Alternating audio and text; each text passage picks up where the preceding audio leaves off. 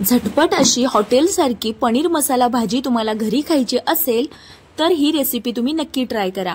खूप छान अशी टेस्ट येते, एकदम हॉटेलमध्ये खाल्ल्यासारखी टेस्ट येते। नक्की ट्राय करा। रेसिपी आवडली तर लाईक करायला विसरू नका। नमस्कार, मी समृद्धी। माझ्या चॅनलवरती तुम्ही नवीन असाल तर चॅनलला सबस्क्राइब केल्याशिवाय पुढे जाऊ नका। चला तर मग रेसिपीकडे वळूयात। पनीरला मॅरिनेशन लावण्यासाठी 2 चमचे दही घेतले आहे, त्याच्यातच 2 चमचे बेसन घालायचे आहे। त्यात थोडी हळद घालायची,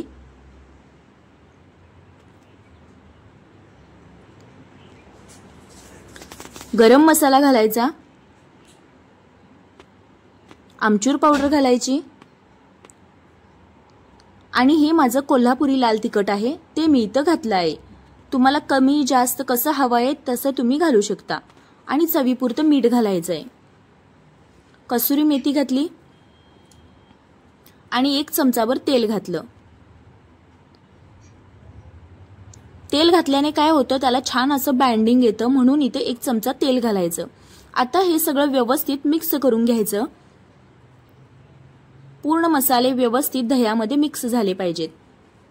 पनीर मी इथे आधीच कापून ठेवलं होतं, पनीरचे तुकडे घातले। तुमच्याकडे शिमला मिरची असेल तर ते सुद्धा तुम्ही घालू शकता। माझ्याकडे तेव्हा नव्हती म्हणून मी टोमॅटो, पनीर आणि कांदा फक्त एवढंच घातलं आहे। तुमच्याकडे शिमला मिरची असेल तर तीही तुम्ही घालू शकता। कांद्याचे स्लाइसेस मोठे मोठे करून घ्यायचे आणि ते सुद्धा घालायचे। यात पनीर मसाला घातला आहे आणि आता आपल्याला हे सगळं व्यवस्थित कोट करून घ्यायचं आहे। पूर्ण मसाला, दह्याची पेस्ट पूर्ण या पनीरला लागली पाहिजे। तुम्हाला जर 2 चमचे तेलात हे फ्राय करून घ्यायचं असेल तर तुम्ही फ्राय सुद्धा करून घेऊ शकता। मी इथे फ्राय करून घेतलं नाहीये, फक्त याला मॅरिनेशनला 10 ते 15 मिनिटं ठेवलं आहे। आपण तोपर्यंत ग्रेव्ही करून घेऊयात। 2 चमचे तेल घेतलं आहे, त्यामध्ये 4 मोठे कांदे पातळ चिरून घेतले आहेत आणि ते आपल्याला इथे मोठ्या गॅसवरती भाजून घ्यायचे आहेत। एकदम मोठ्या गॅसवरती याला फ्राय करून घ्यायचं। त्याच्यातच 2 मोठे टोमॅटो घेतले आहेत,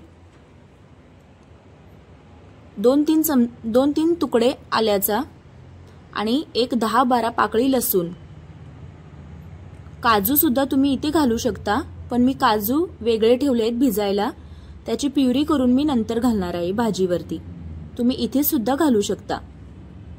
आता हे आपल्याला एकदम मोठ्या गॅसवरती व्यवस्थित परतवून घ्यायचं आहे। फक्त ते आपल्याला नरम करून घ्यायचं आहे। कांदा आणि टोमॅटो नरम झाला की आपल्याला वाटायचं आहे। आता मी इथे एक वाफ काढून घेतली आणि व्यवस्थित पुन्हा एकदा परतून घेतलं, जेणेकरून त्याचा कच्चा वास निघून जाईल। आता हे थंड होण्यासाठी मी बाजूला ठेवते आणि आपल्याला भाजीची तयारी करायची आहे। इथे 2 चमचे तेल घेतलं आहे, त्यात मी माझा कोल्हापुरी मसाला 1 चमचा घातला आहे, जेणेकरून कलर छान येईल त्या भाजीला। कमी गॅस ठेवायचा आणि 1 चमचा तिखट घालायचं। आता वाटून घेतलेली कांदा टोमॅटोची प्युरी इथे घालायची आहे आणि कमी गॅसवरती व्यवस्थित परतवून घ्यायची। पूर्ण तेल सुटेपर्यंत ही ग्रेव्ही व्यवस्थित परतून घ्यायची।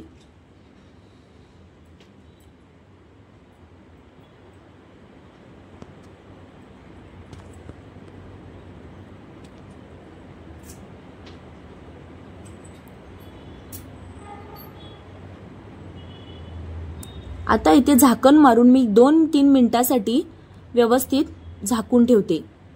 आता 2-3 मिनिटं झाली आहेत। व्यवस्थित मसाला कमी गॅसवरती भाजून घ्यायचा। आता व्यवस्थित परतवून झाला, त्यामध्ये आपल्याला बाकीचे मसाले घालायचे आहेत।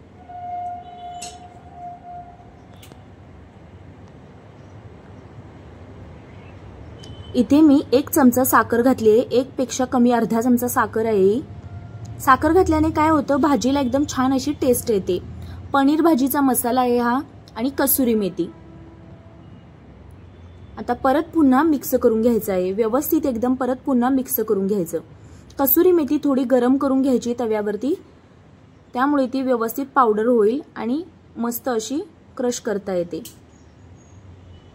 आता हे व्यवस्थित परत पुन्हा परतवून घ्यायचं आणि हा माझ्याकडे पनीर मसाला वेगळा एक होता, तो इथे घातला आहे. तो थोडासा होता, तो मी इथे घातला आहे. आता हे कोट केलेल्या भाज्या या पनीर ग्रेव्हीमध्ये घालायच्या आहेत.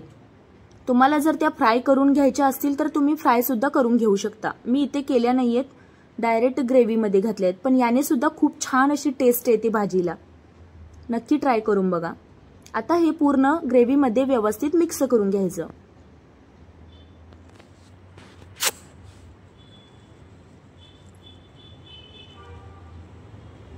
आता जे आपलं मिक्सरचं भांडं होतं त्यात थोडं पाणी घातलं आणि ते सुद्धा व्यवस्थित हलवून ते पाणी या भाजीमध्ये घातलं.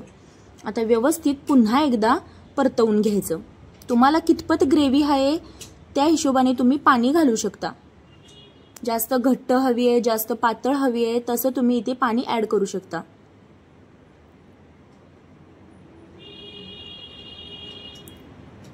आता इथे माझ्याकडून एक चूक झाली आहे.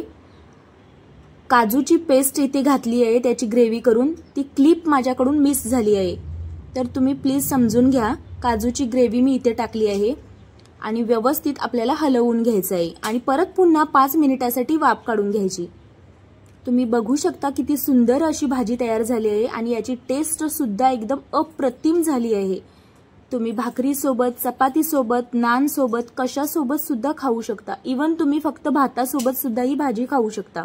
खूप सुंदर अशी भाजी तयार झाली आहे. अगदी हॉटेलची भाजी तुम्ही विसरून जाल, इतकी सुंदर भाजी तयार झाली आहे.